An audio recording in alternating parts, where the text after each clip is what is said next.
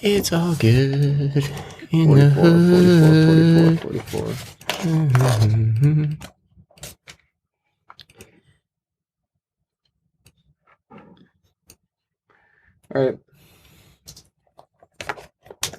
All right. Hold on. Uno I momento, got my por favor. Kleenex hiding out over here. We're good to go. Emma's laughing.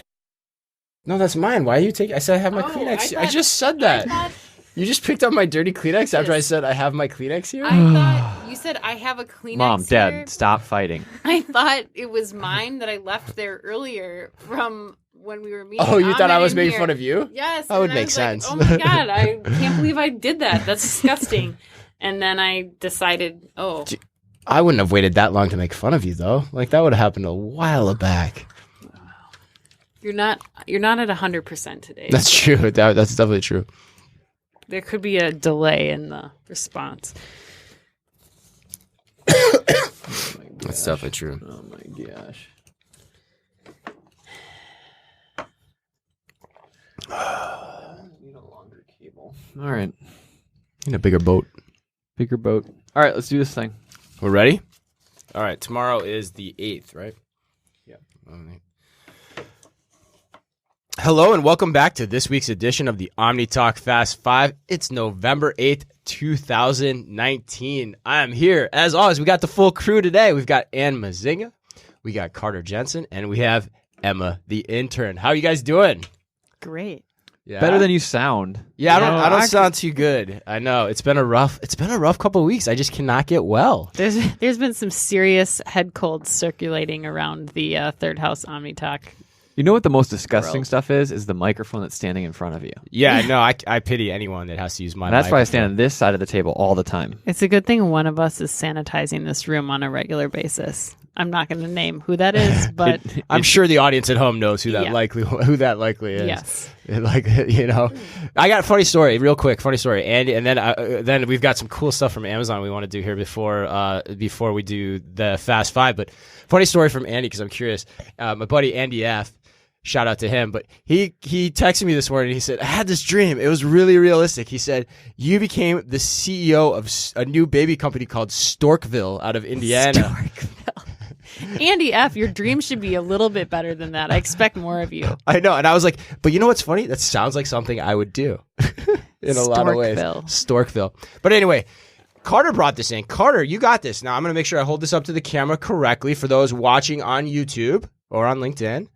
There you go. Good to go. It arrived in the mail yesterday. I almost threw it away with the rest of the direct mail that I got.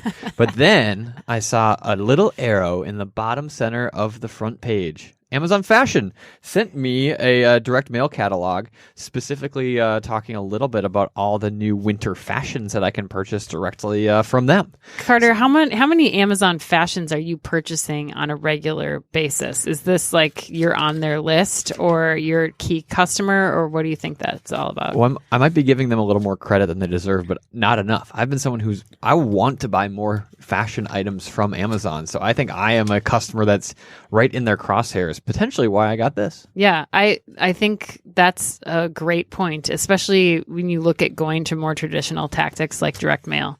I mean, we'll talk about this later in the podcast too. We have a lot of advertising talk in the headlines this week, but I think they're going back to basics with direct mail out of home, trying to figure out how they can attract a customer that right now is an Amazon customer, loyal Amazon customer like you, Carter, but has a terrible time trying to get through the Amazon interface and trying to find clothing items that are appealing in that awful search experience. What do you guys think when you look at this? I have a few ideas when I look at this. I'm curious what you guys think. What? I love it. Here's what I like is like Amazon's always had such a hard time with discovery, specifically in fashion, because that's such a huge part of it. Mm-hmm. And all of a sudden I get like this pretty well done. I mean, now you could analyze this all day, but I think like you get some pretty well done. It looks nice. It feels good. It's not cheap. It's a nice catalog that comes in the mail, right in line with the Patagonia catalog that comes, and the North Face and the Banana Republic, etc.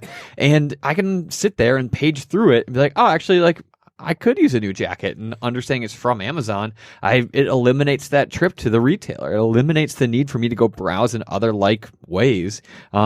with them relying on more traditional marketing mediums. Yeah, except the catalog execution is still not great. Like the shopping experience on Amazon. Well, sure. Not great. Dive into it. Tell me what is not great and what could be better about this experience. Here, let's do that, actually. I think Ann's got a really good point. So we tried this out earlier today. So this, for those who see, this is the... And we actually have these jackets at Third House. They're pretty good. I think to everyone's point, the stuff on Amazon is pretty great. I actually use their basic T-shirts all the time. But from a user experience perspective, this thing is decidedly not Amazon. So first of all, what do? You go into the app, you open it up, you click the camera icon. That in and of itself is super confusing because like now I have all these options. The option I actually need is way over to the right. Here, 1 second, Chris. Let's do this. Oh, it's such an old phone. I don't even know how to use it. And then you can't even record. Never mind. Chris has got a phone from the 60s. Yeah, my phone is too old. All right, continue with the demo. Which comes up with something that I'm writing about later. But so then you go and you scan the smile code. What a great experience. Somehow. Oh, there it goes. Right, okay. So that's clunky. Remember, Smile Code's glorified QR code, Amazon-owned QR code. It's got a fancy Amazon logo on the front of it, ultimately for the app itself. Absolutely. And then you see here again, remember these are all Amazon essentials, basically the puffer jackets. But what do I get pulled up? I get Tommy Hilfiger. And I've tried this on a number of pages already. I get Tommy Hilfiger, and it's not the stuff that I'm seeing in the advertisement. That's very confusing. It's very disjointed. The whole landing experience, if you're going to do this, has to be done very differently. There's too much friction in here. In fact, it kind of pisses me off, and it makes me want to stop shopping. It's like easier to probably just search the darn terms. How would I get these page. hats? Like, what if I wanted these hats? How would you get there? I don't think it's going to be easier to search the pages. Have you shopped Amazon? That'd be terrible, too. I mean, and their search functionality is usually pretty good. Hopefully, I can put in Amazon Essentials men's lightweight, water-resistant, packable hooded puffer jacket. Although that would take me about my entire lifetime to do. Well, I think the problem with this too is that there's no pricing in the catalog, and for you to really truly understand the value that is worth you scanning the code, going online, trying to find that puffer jacket. That is actually at a reasonable cost. I think they're like $40 or less. It's pretty affordable. But if that's what you have to go through to find it, not worth it. Yeah, you're right. So it's basically what we said. Cool idea. We all kind of liked it, but massive execution flaws. Yes. No pricing. You don't know how much anything is. You can't find it all when you want to actually go buy it. Well, here is another interesting thing I'm just noticing. Look at who's addressed to. The missus. It's not even addressed to me. Doesn't care about you, Carter. Doesn't care about me. Nope. All right. Well, all right, should we get to the stories? Let's do it. Okay, first, a word from our sponsor, Trigo. Trigo, thanks for keeping me honest, Dan. This is the second week in a row. Trigo helps grocers unlock the true beauty of brick-and-mortar retailing by designing a magical checkout-free experience using computer vision and AI. Together with Tesco, Trigo is now building the largest checkout-free store ever built. All right, story number 1 this week. Kroger, in case you missed it, has rebranded with a new logo and slogan. According to CNBC, Kroger is getting a new look with a fresh logo and a universal slogan it plans to use across all its brands. Now, Kroger, the grocery chain that owns Ralph's, Fry's, Fred Meyer, Harris Teeter, and probably even more banners, is going now with the tagline, Fresh for Everyone. Previously, if you recall, it did not have a tagline across all of these brands. They're going to start launching a massive media campaign around this. And also, not to be lost in all the talk, is the new Kroji. Yes, what's a Kroji? Well, it's a collection of animated emojis that Kroger plans to use, or as they say, quote, a lovable cast of characters to represent Kroger's customers, associates, and communities in an inclusive, relatable, optimistic, and fun way, unquote. So much here. Please take it away. Well, I know Emma has a soft spot for the Kroji. What do you think? I mean, that was surprising to me, but Emma loves them. What do you tell us about the Krojis, Emma? It's hard to turn away from the Krojis. I'm obsessed with the Krojis. So when you go to Kroger's Twitter or Instagram feed, you get bombarded with all these little Krojis, and there's a whole video that tells the story of the Krojis. And they're just really cute, and never in my life have I been so compelled to go to a Kroger. I don't even know where one is. So they're compelling to you. I'm going to package that up and then send it to there. DDB so their heads can get even bigger than Please they don't. already are. Please do not. Like they're so aesthetically pleasing, and Oh the my little goodness, video. keep going. You just love these things. I don't know what to Yes. make of this thing. What do you guys think? Ann, This Carter, is a what do you guys think? focus group's dream. Like this is the creative directors The at DDB are like, Krogi's just making me- success. I Let's know. do 100 more of these. Carter, I want to hear what you have to say, and then I'll weigh in. First of all, the logo is not that much different. No, you not look at at the all. difference. It made it look a little bit more modern, but who am I to analyze that? Because I think a lot of the biggest companies in the world do slight logo changes and call it revolutionary. So we've seen Google, Target, all that kind of fun stuff. So that's a whole thing. The Krogi thing, like there's a 30-second banner spot that's going out and into TV or broadcast here coming up, all about the Krogi, from my understanding. I think the interesting part for me is like, how the heck is this going to resonate through all of the brands they represent? Like, was this the right move to just completely rebrand the mothership, often what people don't actually interact with? Or like, should have there been something a little different, more holistically through all their banners? I think is it lipstick on a pig? There's also some other benefits that are coming with it, like the elimination of the grocery pickup fee. Which is that accurate? I'm pretty sure that's accurate. They're eliminating For the the holidays, $5. I think they're doing that. Yeah. We got to Yeah, remember now through January. Yeah. we talked about this 2 weeks ago, and I'm sorry I keep bringing this up, but like the fact that there even needs to be a fee for grocery pickup in the world that we live in today, Right. and looking at the competitors that they have, Fair enough. really kind of depicts the fact that there are larger issues at play. Kind of in parallel to some of the things we've talked about in terms of like buzzwords, just implementing technology for no apparent reason. Like I get they would have to rebrand, I get they maybe have to tweak some of their things, but I would hope that more would come from this rather than just eliminating a $5 fee that is ultimately pretty devastating in itself. And temper. And what do you think though? You've got a background in marketing alongside Carter. What do you think here? This is legacy advertising at its worst. Like, Really? Why? I thought it was at its finest because I thought legacy advertising was bad in the get-go. It's an oxymoron. Yeah, it's just it screams old and tired. Like if you're going to be an agency in this world who's going to do well and good, you have people like Carter on your team who are thinking forward and thinking about how you can actually make the business better. Chris, you said something today about your conversation with Mark Laurie that I feel like was really important to call out for this, because the first thing I thought of was fresh for everyone. I love that. I think that's a great idea. That's the one brilliant thing about this. Having a mission or a mantra for, 19 different local regional grocers to get behind is great. Being able to bring fresh food to people, more places throughout the country, I love it. That's a great way. That's a great like brand slogan to ride on. But if you can't deliver on the brand promise with that, what are you doing? And if your innovation isn't delivering on that, I don't think you're going to be successful. And it looks But that's like a separate topic from the brand, whether the branding's right, whether it's a good marketing strategy. No, it's not. This is how I guarantee, Carter, what do you think this, I tried to find the stats, but what do you think the cost was if you had to guess? It's insane. The team that's on this thing team is and 20, the 30, media budget. 40.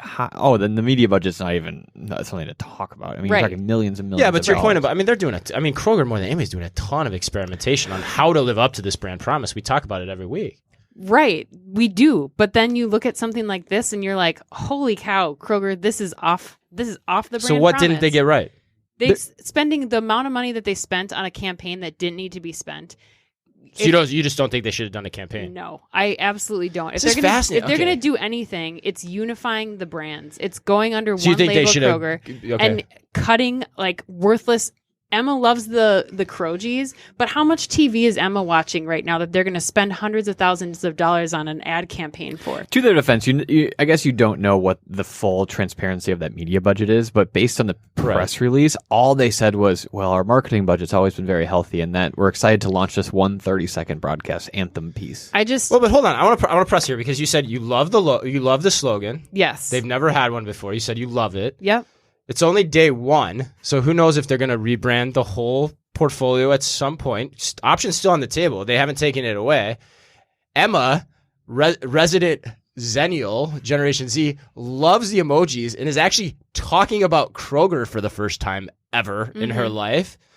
What did they get wrong? It's not. It was a bad move. Okay. I mean, I guess the problem is not in what they've done. They've done a great job with the PR announcement. My problem is the strategy behind this campaign. They went old school. The agency DDB. You think this just feels really old school? Yes. Right down to the images of the tattooed sleeved dad, millennial dad holding the Kroger bag. Like, it's old. It's tired. And I just am so disappointed that they chose to spend this much money at this time, and they're still going forward. But it's fresh for fams. It's fresh for fans. But you know what? Put that $100 million media budget towards being fresh for family at the get-go. Your launch should have included more talk about how you're getting more fresh food to more people. Well, it irks me that money's being wasted. That's what I think about how many grocery fees they could eliminate based on taking that traditional media budget and actually eliminating this $5 That's exactly what fee. I'm saying, Carter. That's exactly what I'm saying. I'm agreeing. If you're going to come with you out totally. with a slogan like "Fresh for Everyone," then better do it. Better damn deliver on that slogan. And spending the money on a tired ad campaign is not the way. Emma, last word. I'm done. Emma, last word. Long live the Krogies. Yeah, but your last line was the perfect antithesis of everything the summary of what you just said is the fact that they spent big media dollars, traditional media dollars, huge media dollars on but a tagline rather than actually improving the product. Yes. Just like CPG companies had done 20 years ago and had found success because people still watch TV. Yes. I'm going to watch this. I don't know. I'm split on this. When I first read it, I was like, this is awful. Awful. Like, I was like, oh my God. And then even on LinkedIn, there's a woman at Kroger, like, who's fairly high up. And she's like, got a picture in her office with the Krogi. And I'm like, I don't know what to do here anymore. Like, I can't compute this. And then Emma's sitting here saying she can't turn her eyes from it. So I'm like, I don't know what to make. So I'm just going to go 50-50 and say, you know what? Time will tell.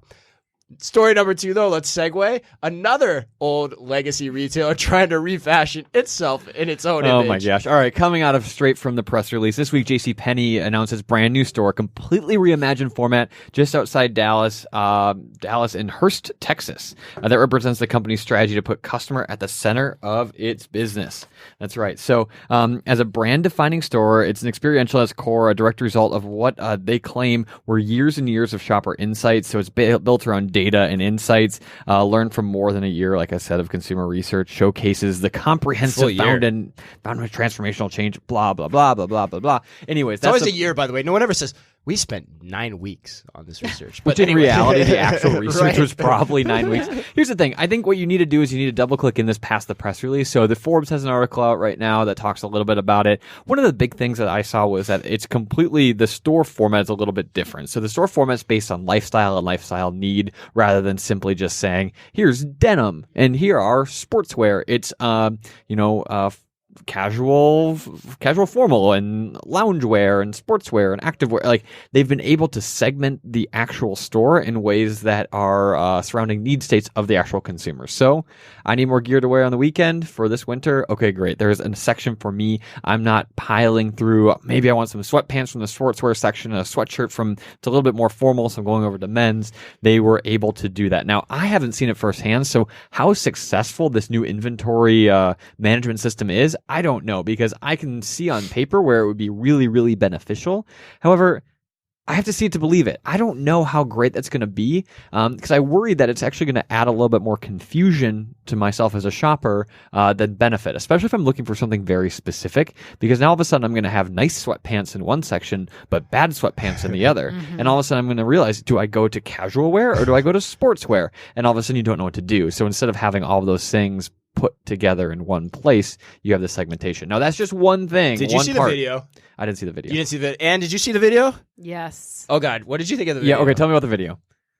The sizzle reel video. Exactly. Sizzle. I am really, really hard on my old advertising friends, and I want to apologize because I know you all work hard, but holy cow, this is another example of throwing money at the wrong problem. JCPenney's, a new logo and doing yoga in your stores. People, this is not where your money should be going. Some advertising agency told them that they should do this because it'll be experiential and get people in the stores. And to Carter's point, like, it's confusing. Yes, you can do yoga in the store, but are you really looking to JCPenney to go to for your yoga? No. Are they put in a That's a coffee big bar in ask, right? To go do yoga at JCPenney's, Yes, I mean, right?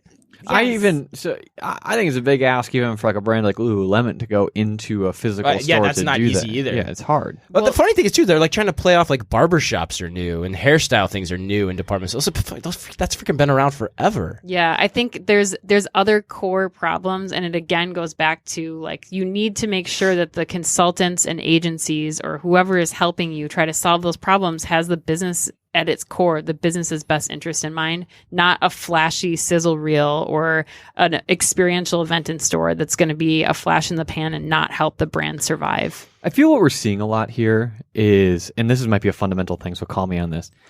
I feel that we are seeing, so think about this as like a pantry, right? And we're seeing what traditionally has worked in new retail, right? So it's like experiential events in store, a coffee bar, a new way to organize inventory. And anytime a brand comes to some big time consultant and says, hey, we got $1 million, like, oh, great. And they just run into the pantry, grab a few cans of whatever they think will work, shake it up and hand it to them and then say, great, we now do yoga in the store. We're going to put a coffee bar in front, et cetera, et cetera. When in reality, like, there's like a much bigger issue here, and ultimately you have to figure out like what is right for your brand, what's right for your store, what's right for your consumers, et cetera. Yes. And I worry that we're just like throwing yoga studios in the back of every single new retail environment, thinking that that's what's going to work. No, what you're really doing, I think, Carter, to your point, in the most simplest terms, is you're just shrinking the mall. So the mall, which is already in some ways quite challenged, is now just being shrunk into the smaller things that are challenged within it. Right. So you've got the department store on one side anchoring it and the department store on the other side doing the same darn things.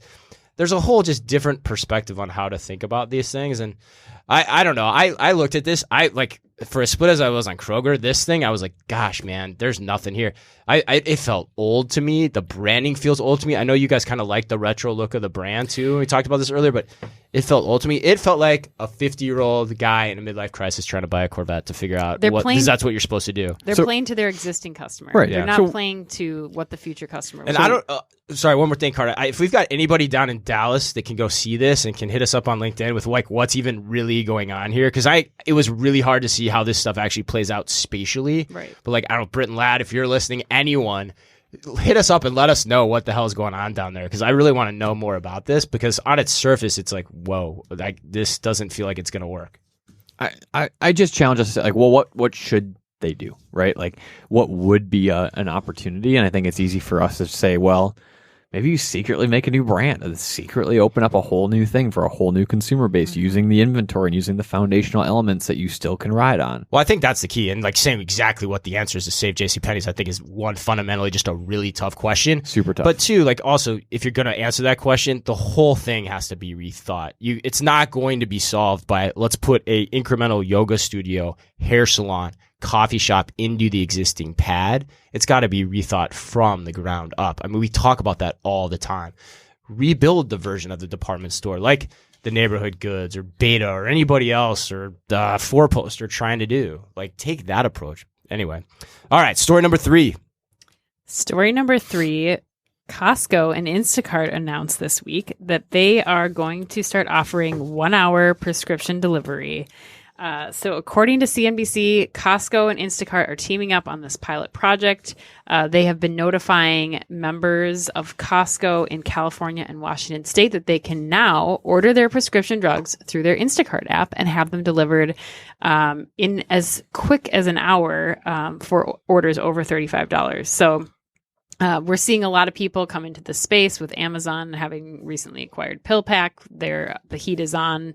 Walgreens is starting to explore this also, and we're seeing a lot of this activity happening. Walmart also kind of going after getting people prescriptions in addition to some of the other household goods that they have. So curious, what do you guys think about I think that? this is amazing. Like, I think this might be the coolest story of the week, because for a couple of reasons. It's like, one, I never thought about Costco for pharmacy, right? And I'm never going to go there when I'm sick, because it's the last place on earth I want to go. Like, can you imagine the lines? It's the last place on the earth I want to go fully healthy. Yeah, I don't enjoy that experience personally. But like, if I could get the prices of Costco delivered to my house in an hour when I am sick, that's different. And that makes me stop and go, I maybe need to try that. Mm-hmm. I guess the question is, do you think the prescriptions and the medications actually coming from a Costco building itself. Like, imagine how easy it is to pop up a pharmacy in terms of inventory. You're talking small, large quantities of probably a manageable collection of things. Yeah, centralized pharmacist. Right. It's like all of a sudden, it's interesting. like, why don't you just have a huge box truck that just cruises around with a pharmacist in the back? I know that's not right, but like it's possible. And it gets Instacart into that game. Mhm. Which, regionally, there's still other, pharmacies out there that service a lot of people. So outside CVS and Walgreens. So, okay. But Costco's also doing a lot with delivery as well. I mean, in terms of all of our stuff at work is delivery from Costco, and it works really well. Now, it's not fast, but it works because you're ordering large quantities of the same thing over and over again. Right. So if it comes on Monday morning and you set it on Thursday afternoon, that's not as big of a deal. But I think they're probably seeing some differentiation in that with things like prescriptions, et cetera. Emma the intern? What's the take on Costco in the college segment right now? I know lots of people will go to Costco to like buy things. It was huge when I was in college. Is it bulk still or, huge? Like, for cheap. I've never even been to a Costco. Okay. I Ever? know, ever in my Really? life. Sam's Have you Club? been to a BJ's or Sam's Club? I've been to both of Okay. those. Okay. All right. But and I've been told that they're like that. But I mean, yeah, I've never been Yeah, to a because Costco. you're from the East Coast, right? Yep. Okay. And none of my friends go to Costco, but they have been to Costco's. So I don't really see this being everyone that I know that needs some kind of prescription just goes to CVS or Walgreens. Yeah. Like nobody picks it up at a grocery store. Yeah, right. And the college crowd's a little bit different there too. But yeah, and I could see them still wanting delivery. It's just where from, right? Yeah. And that's true too. It's like what's your habits, right? But this is enough to at least make me stop and go, should I break my habit? And Yeah. that's really hard to do. I Yeah. mean, what do you think? I think it's a smart way for people, especially for Costco, to get Your husband people- loves Costco. Oh, he loves it. He loves going there though. So like we talked about last week, there's some people that love going there, and there's This would be a some people- downer for him. Oh yeah, God, delivery of Costco, awful. No, I think it's smart. It's really smart for Instacart because you're getting your drivers trained on being HIPAA certified and now being able to do pharmacy delivery from Costco or anywhere else. I mean, think of all the possibilities now. You don't have to stop at 5 places. If you can have pharmacy delivery from any grocer that Instacart delivers from, plus your groceries, plus Costco and grocery, like it's just cutting down the trips and now having them delivered to you in an hour or less at a $35 price point. I mean, that's pretty sweet. Am I right in saying that a lot of prescriptions are set in its monthly or quarterly or whatever, they're refreshed on a normal rate? Like, what do we think the variable between that? Are most prescriptions something that are normal, or are they specialized where you might be on it for 6 months or not? The reason Go ahead, Carter. Well, No. the reason I ask is because, like, I think Costco could get in this kind of subscription game, like knowing the fact of a lot of people who use Costco, I'd imagine, are like, well, we need 2 gallons of milk every week. We need chicken every week. We need this every week. And the idea that Costco might be able to, be the owner of what do you need on a weekly basis so you can set it and forget it. Like, I wonder if that kind of plays into this prescription model. Well, I think you're right. I mean, it's a really good point. We hadn't brought it up, and you talked about this last week, but like with Sam's Club, but yeah, there's a generational play here too. In terms of, I think that I don't know the numbers, but that proclivity is definitely higher the older you get, right? Because the more you need medicine. Sure. And so, yeah, to the point that that's sometimes who these different warehouse clubs can cater to, just because you're living on a budget and you might need those types of products depending on what your state of life is. So yeah, I mean, that's also a play that's important to think about as you're going here. So it's just amazing how fast. I mean, just stop and think about like just what we do every week, like just how fast this stuff is changing. Yeah. Sam's Club putting stores out of an e-commerce fulfillment center. Now Costco shipping 1-hour delivery in pharmacy with Instacart. Like, that's all in a week, guys. Mm-hmm. Well, and it's also a good example of how you see these retailers try to compete with Amazon by tapping into fulfillment infrastructure that they don't necessarily own. And I think the question is like, can costs really compete? Yeah. So with Amazon owning the rails, when it comes to it, I would argue that they will probably be able to give a better rate. But at least Costco's trying. Like, what does that model look like? It's just crazy how quick it's coming. And Kroger has emojis now, like that are like out of Scooby-Doo. Like, I stopped the world. I want to get off. All right, let's do story number 4. Story number 4. Birchbox is popping up in 500 Walgreens stores for the holidays. According to Retail Dive, Birchbox will expand its brick-and-mortar partnerships with Walgreens for the holiday season from 11 permanent locations to 500 pop-ups. The Birchbox shop-in-shops will be available in Walgreens stores in 44 states beginning this Friday and run through the end of December. The holiday Birchbox fixtures will be positioned at the front of the store in a grab-and-go holiday gifts format and will include items like Birchbox subscription gift cards, travel-size beauty essentials, limited edition travel-themed Birchbox beauty, and Birchbox grooming boxes. They got a lot going on in that Birchbox. Yeah. I like it. Here's why I like it. Is I think because this is a really important story. I think there's a lot of gifting that is unfortunately flat, right? You don't care.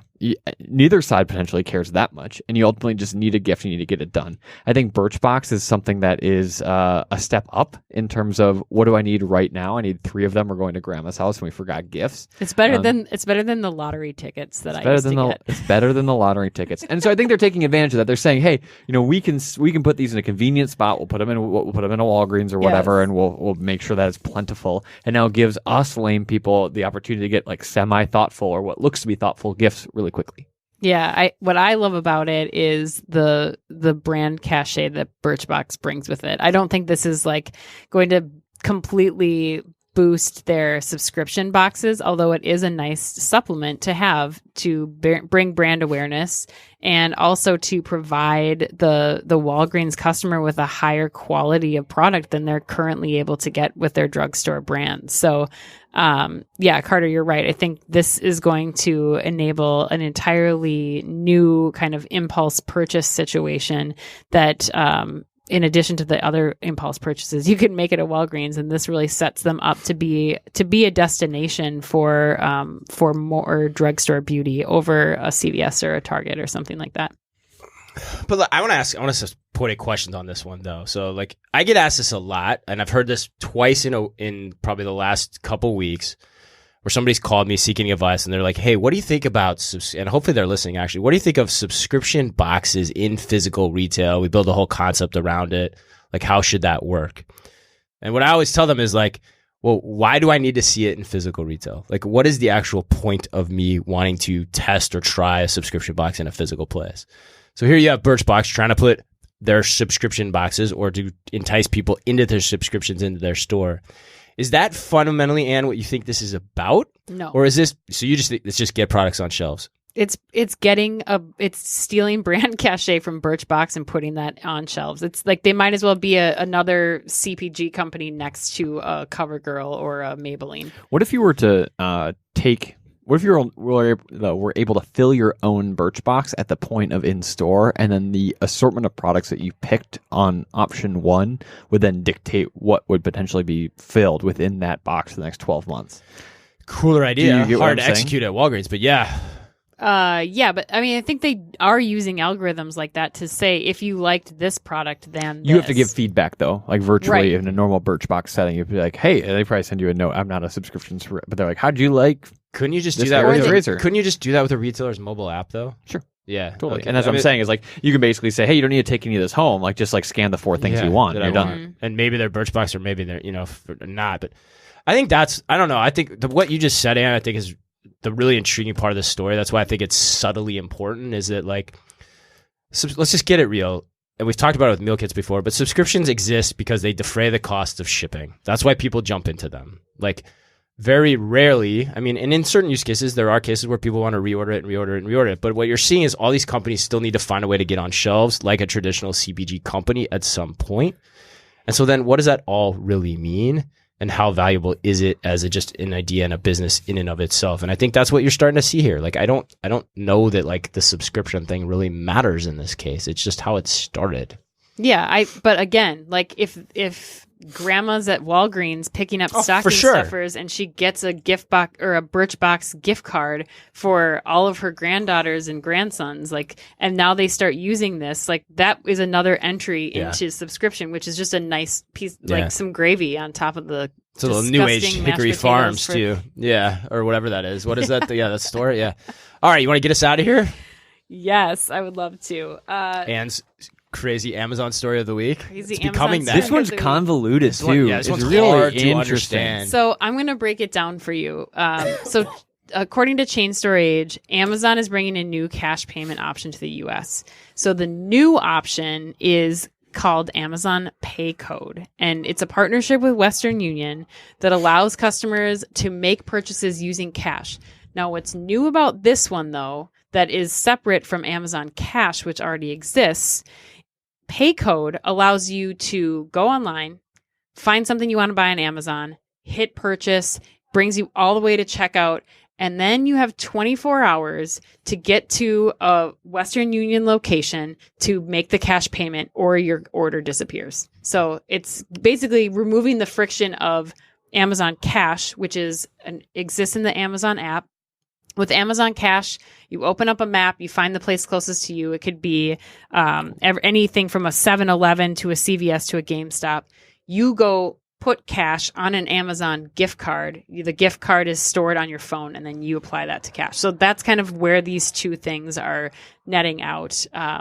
What I think is really cool about this, the hidden story here, is as we're talking about Amazon rolling out grocery and other products, the ability to provide consumers with a way to use cash in transactions is going to become more and more important. And so I think for me, that's the real headline here, is that Amazon's exploring more ways to accept cash for more types of transactions. Yes, it allows, the marketplaces are happy because more people can make more purchases more easily without having to preload a gift card with cash. But I think that's ultimately where this. So you're thinking like the Amazon Go blowback, this has applicability there? I do. I think not taking cash for those who haven't followed us that closely. I think that this is a part of it. Yeah, okay. Amazon Go doesn't have to accept cash as an Amazon Go store, but when you start being the grocery store that's going to be providing the best low cost food products and the highest quality food products. I'm speculating here, but if we know Amazon, we know they'll do it right.